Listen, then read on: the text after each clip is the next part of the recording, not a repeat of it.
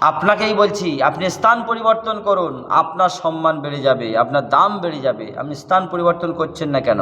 বলছে হুজুর কেন?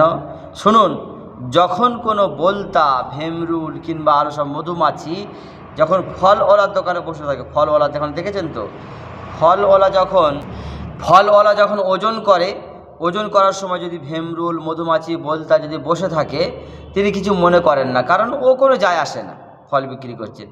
কিন্তু ওই ভেমরুল, মধুমাছি, বোলতা 5টা জিনিস যদি একটা সোনা ওজন করার সময় বসে, তাকে সরিয়ে ফেলে দেয়, কারণ ওই 5টা জিনিসই 5,000 টাকা বেশি হয়ে যাবে। তাহলে আপনি কি বুঝলেন? আপনার বসার দরকার ছিল এক জায়গায়, আর বসেছেন আর এক জায়গায়। আপনি স্থান পরিবর্তন করুন, আপনার সম্মান আল্লাহ বাড়িয়ে দিবে। আপনি চায়ের দোকান, তাসের আড্ডা, এই সব জায়গায় আছেন কেন? আপনি মসজিদে বসুন, আপনার বসার স্থান জায়গায় বসুন, আল্লাহ আপনার সম্মান বাড়িয়ে দেবে।